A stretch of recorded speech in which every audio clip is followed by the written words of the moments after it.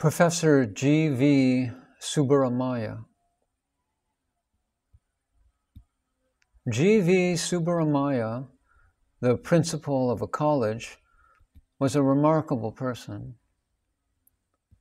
Spiritual seekers are greatly indebted to him because he extracted from Bhagavan an assurance that he will protect and emancipate all of us. Bhagavan dropped his body on 14th of April, 1950. Around April 7th or 8th, Professor Subbaramayya and Sub-Registrar Narayana Iyer went to see Bhagavan. They wept inconsolably. Bhagavan asked Subbaramayya, "What do you want?" And Subbaramayya replied, "Abhayam Yivali," meaning, "Give me protection."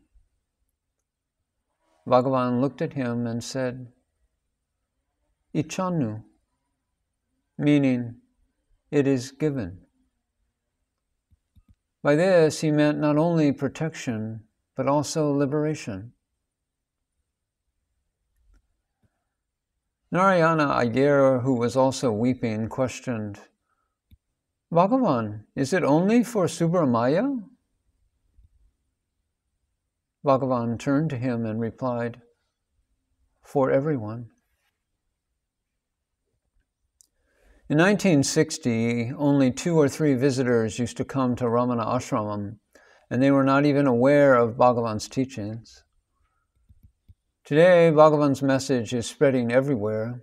It is not just the teaching as a philosophy that is spreading, but the essence of the truth about oneself. Everyone is waking up to this, and this is the abhayam, the protection and the liberation that Bhagavan promised. Bhagavan once said that every being has to eventually come to Arunachala, not to the physical Arunachala, but to the Arunachala within. Everyone has to awaken to the teaching of I am. Bhagavan's protection and liberation is ever there, but we owe it to Professor Subbaramayya that Bhagavan gave a verbal affirmation a week before he dropped the body. Subbaramayya came to Bhagavan in 1930 in a state of grief. He was overwhelmed by sorrow at the loss of his 2-year-old son and was wandering around India. On one of these wanderings, someone advised him to go to Ramana Maharshi. Another person, coincidentally, gave him Bhagavan's Upadesa Saram, the spiritual instruction in Telugu, around the same time. His immediate response was that if a Tamilian could write such great spiritual poetry in Telugu, then he must be a spiritual giant. So he visited the Maharshi, still weighed down by great sorrow. Bhagavan's very first look was filled with such grace that it made his sorrow vanish. According to Subbaramayya, he said, "The pole star of my life is, of course, my Satguru, Bhagavan Sri Ramana Maharshi. At a time of distress, I was drawn to him, and the very first darshan plunged me into the ocean of peace and bliss. Ever since, he has been the light of my life. He is my mother. Bhagavan is my father. Bhagavan is my guru. Bhagavan is my very own, my all in all. And in him, my little self and all its moorings were consummated and sublimated. In a word, he is the embodiment of grace.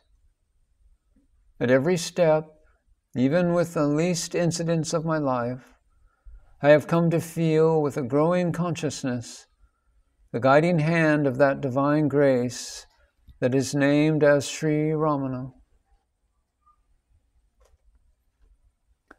However, even after this look, Subbaramayya was besieged by a sincere doubt. He questioned, "Bhagavan, the Bhagavad Gita says that mortals cast off their worn bodies and acquire new bodies, just as one casts off old clothes and wears new ones.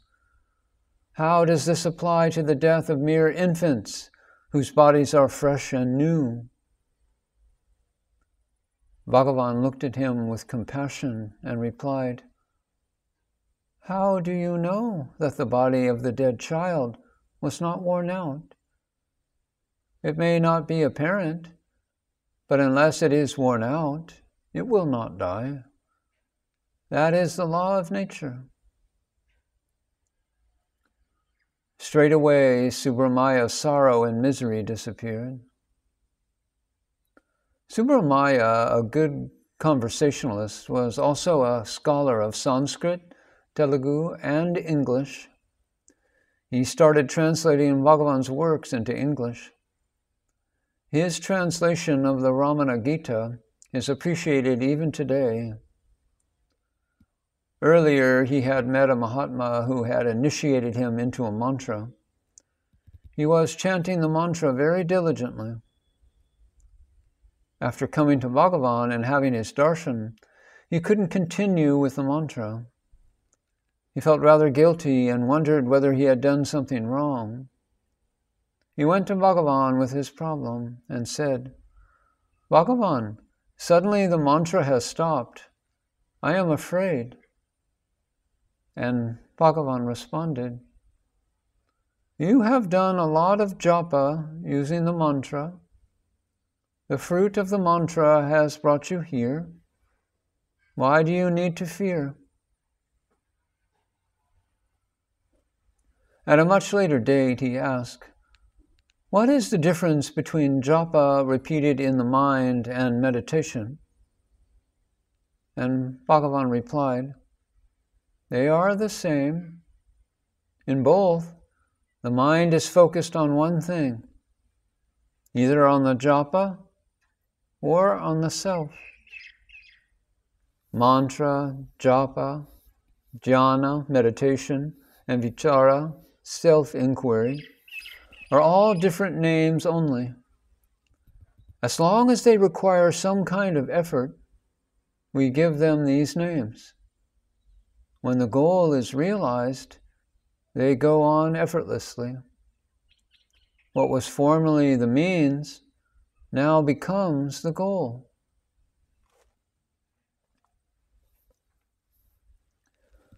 Sometime later, Subbaramayya had a different kind of problem.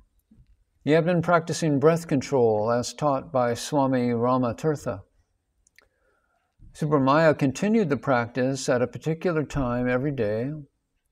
One day, he suddenly felt a terrible sensation, as though his head would crack and break into pieces. In spite of stopping the practice, the sensation kept recurring at the usual time of his practice. One night, when Bhagavan was alone, he approached him with his problem. Bhagavan said, laughing, "What? Are you again seized by fear?